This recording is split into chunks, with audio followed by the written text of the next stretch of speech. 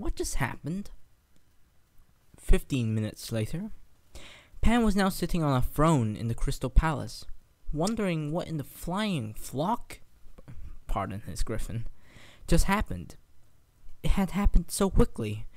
He hadn't been able to follow all of it.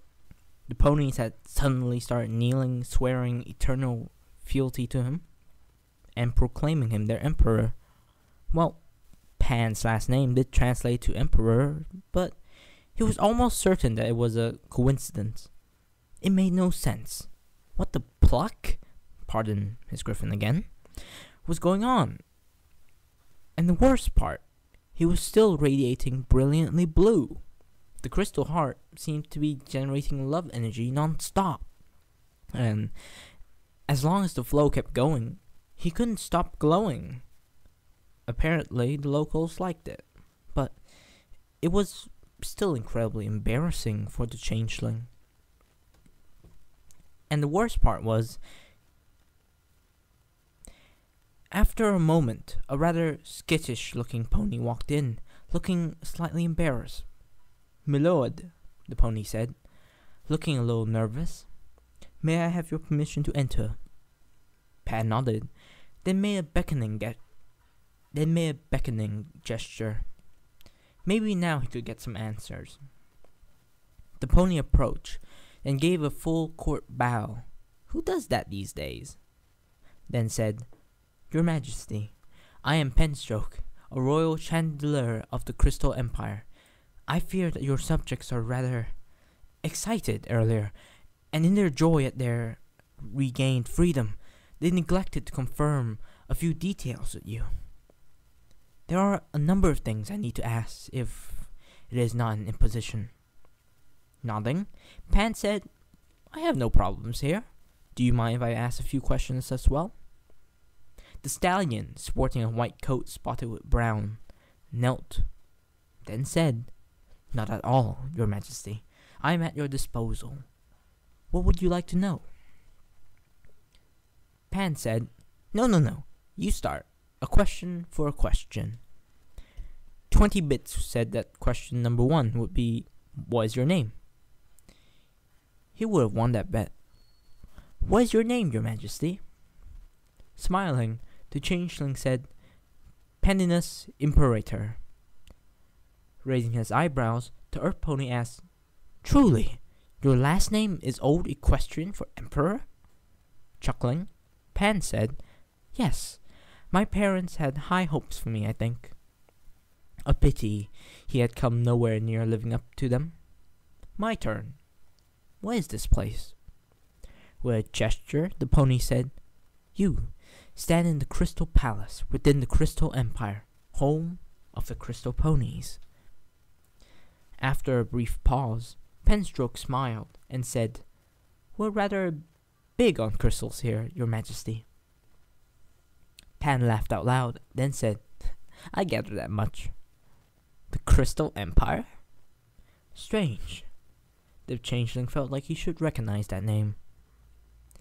Penstroke cleared his throat, then said, I, asked you 2 questions, so feel free to ask another, Your Majesty. There were so many things that he wanted to ask, but the changeling decided to ask the most important one. Why is every pony so happy that King Sombra is dead? Pan had an inkling, but he felt like he should get a confirmation on that. With a shudder, Penstroke answered, King Sombra took control of this kingdom several moons ago. I will spare you on the gruesome details of that. He did in that time. I will spare you the gruesome details of all that he did in that time. But he did away with the royal family who had ruled here previously, then forced every pony in the kingdom into slavery. While he was one, and we were many, he had in his possession powerful magic, which took our free will away and forced us to obey his every whim, as well as to take away any memories we had of the time before his rule. Since his first action, upon entering the kingdom, was the death of the Crystal Heart, we had no means of resisting him. In fact, We could not even imagine a world where he did not rule over us, where we could be free. After a moment, he added, "That is, until you destroyed him and returned the crystal heart to us, Your Majesty." This Sombra fellow sounded downright nasty, if that's what he had done. No wonder that his death had sparked what sounded like a massive party amongst the Crystal Ponies. It was strange, that name was ringing bells, but Pan couldn't say where he had heard it last. The Crystal Pony asked, "What manner of creature are you, Your Majesty?" Pan was tempted to tell the truth, but decided against it at this point in time. While the changeling was almost certain that the ponies here had never heard of changelings, it would be best if he didn't risk it yet. "I am an existence like none other," Pan said, grinning. "Make of that what you will." Penstroke seemed surprised by that answer, but after a moment, he nodded and said, "I understand, Your Majesty." After a moment, the changeling asked the really important question. "Why am I the Emperor?" Penstroke chuckled, then said, "Well, that's a simple question with a complicated answer. First, it is a long-held tradition that any hero who saves a realm from a tyrant is granted dominion over the kingdom he has rescued. Of course, that is true only if the rightful ruler is no longer available. If the true sovereign still lives, then the hero is made royal heir through marriage to the eldest princess, or prince, if the hero is a heroine." After a moment, the Chancellor cleared his throat, then added uncomfortably, "Or vice versa, if the hero or heroine swings that way. We try not to judge." That was practically storybook now, but Pan understood that a reward like that had been the tradition in ancient times. The changeling was starting to get a sinking feeling here. Second, there's currently no pony with a legitimate claim to the throne. Sombra's purge of the royal family was absolute, as he did not want any pony who could challenge his reign. There does not remain in this world a single pony with even a drop of royal blood, so far as we know. Without a true ruler in place, the city would soon fall into a violent war over the throne, at a point in time when we truly need is unity, not division. Pragmatic, but acceptable. Besides, a civil war could easily end up putting another tyrant on the throne. And while it was unlikely that there would be worse than this King Sombra scumbag, you could never be certain. In this kind of situation, the pony who might take the throne would probably be the most vicious murderer in the kingdom, instead of the best administrator. Third, the pony stated, and perhaps the most important, is that your coming has been prophesied, or at least, many of our subjects believe this to be so.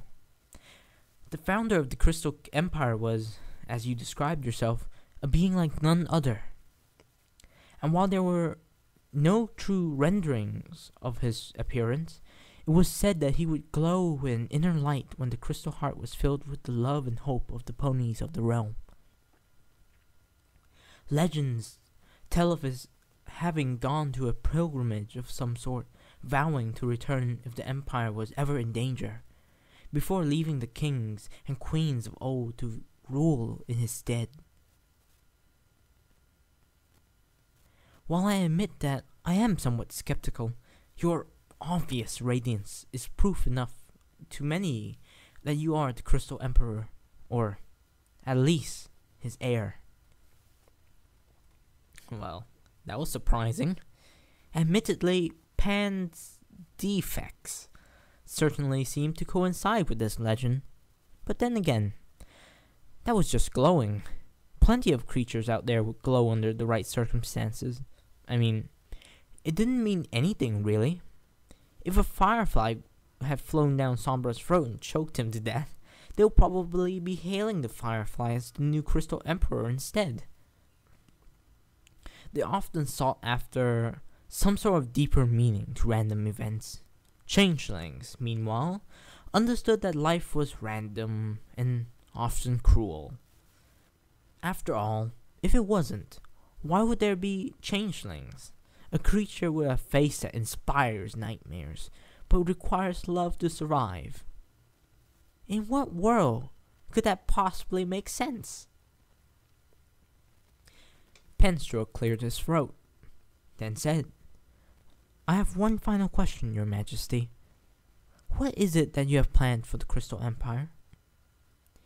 Pan looked at the pony, and after a moment, the changeling said, I don't have plan on becoming the next King Sombra, if that's what you're wondering. The pony gave a visible sigh of relief. As for what I have planned to do next, the jury's still out on that. I'll get back to you. The crystal pony knelt, then said, I understand completely, milord.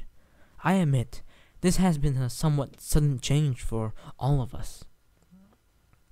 In truth, the entire city will be reeling from Sombra's demise for quite some time. While we had heard that the Princess Celestia and Luna were on their way to liberate us, none had dared hope that they would succeed in defeating Sombra. Now that he was dead, it would take some time for the kingdom to regain its claim as the greatest city in Equestria. Suddenly, everything clicked. The Crystal Empire, the Crystal Ponies, King Sombra, all of it came together. It was like looking at what seemed to be a random scribble on the wall, and suddenly realizing that it was, in fact, a written language, and one that you had been reading your entire life. Pan had been a good student, and one of his teachers had given the young Aristo a brief lesson on the history of the Crystal Empire. The Crystal Empire was a city that had existed 1,000 years ago. King Sombra had conquered that city single-hoofed, then ruled it with all 4 iron hooves, stomping on the rights and freedoms of his subjects. The princesses came to liberate the city, but because they lacked the strength to slay the king outright, they had instead sealed him away. The tyrant had responded by banishing the city to a place beyond time. But now, history had changed. Through some bizarre contrivance, Pan was now in the distant past. Sombra was dead, and all the super glue in the world would not put him back together. The princesses, at the absolute height of their power and ready for a ferocious battle, would be coming here in a very short time. They'll be surprised to find that the city was no longer enslaved, and was now celebrating the death of the worst pony in history. The fact that the universe had not blinked out of existence implied that a paradox had not occurred, but that meant, with history having been changed once, it could easily be changed even further. That could end up being very good or very, very bad. My final question, Pan began, after a moment, is what will happen if it turns out I'm not up to being the emperor of the Crystal Empire? Penstroke nodded in understanding, then said, Such a thing has happened before, milord. Many heroes of humble origins have turned out not to be all that great at running a kingdom afterwards. A council of advisors is often recommended in order to keep you appraised of the state of the kingdom, as well as aid you in working out the correct path to take in running things. Still, a life of raising wheat or apples seldom prepares a pony for the harshness of real politics. If it turns out you are unable to handle the running of the kingdom, you will still have the gratitude of your subjects, provided you've not done something truly unforgivable. You'll be expected to turn over the crown to some pony more capable. If you prove you are not up to the task, and a more fitting reward will be assigned to you. But that will be later, when things have settled down a bit, Pan guessed. Precisely. And Pan began hesitantly. What happens if I do end up making a royal mess of things? At the pony's confused look, the changeling added, I mean, if I make the kind of mistake that my subjects won't forgive. Penstroke said, without any trace of irony, state funerals are extremely expensive, milord, though let's try to avoid that. Clearing his throat, Pen added, that having been said, I will tell you that you will not be in this alone. I, as well as the other ponies of the Crystal Empire, will do our absolute best to ensure that this kingdom will pull through this time of instability with a minimum of upheaval. Minimum, right. That means that the locals were expecting at least a little bit of fur to fly, Pan thought pessimistically. After all, reason number 2 for why he was sitting on the most important chair in town was because they wanted to avoid a civil war. This meant that, within just 15 to 20 minutes of the city's liberation, factions were probably already forming. Nobles were sharpening their lances in preparation for the days to come, while they began hatching schemes to see if this newcomer had as firm a handle of the town as Sombra did. There was no doubt that in the near future, Pan would be tested, and tested harshly, by those who sought the throne. If the changeling messed up, and the factions in question smelt blood in the water, the sharks would gather, and sooner or later, some pony, some sharky, is that a thing?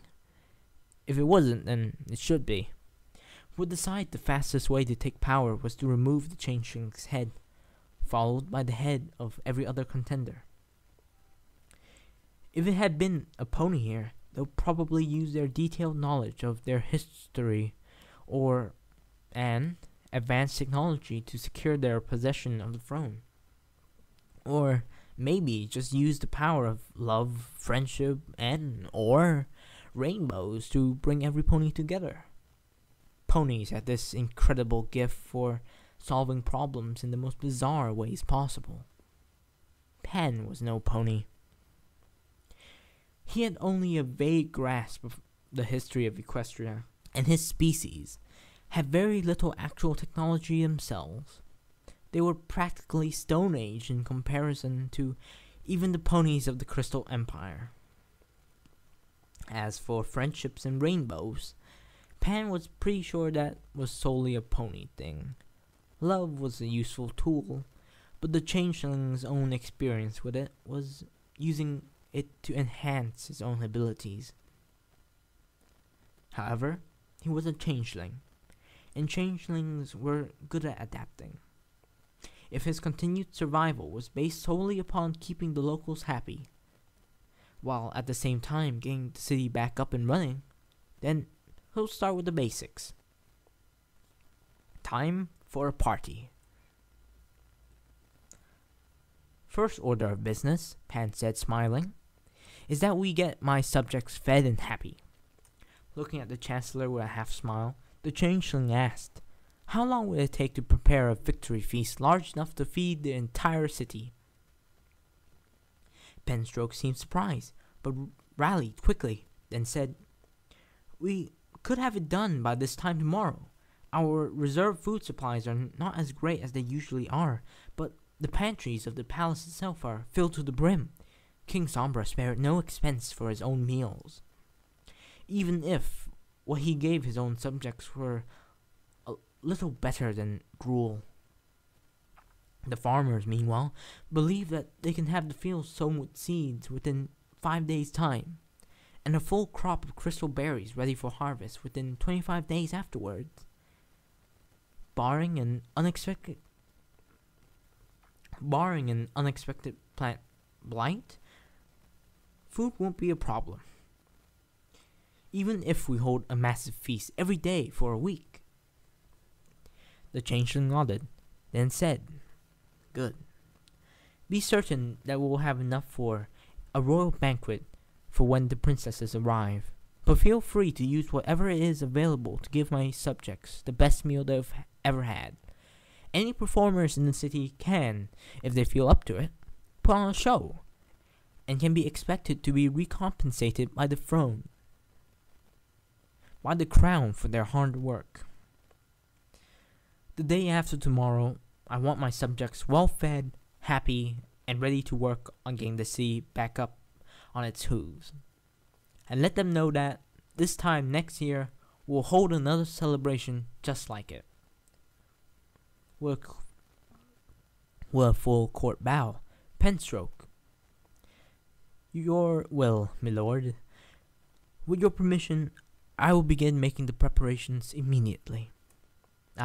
Before you do," Pan said, stopping the pony from leaving, "would you be so good as to have some ponies sent to give me a tour of my palace? The changeling had a busy day tomorrow, and he'll rather not spend half the night trying to find his bedroom."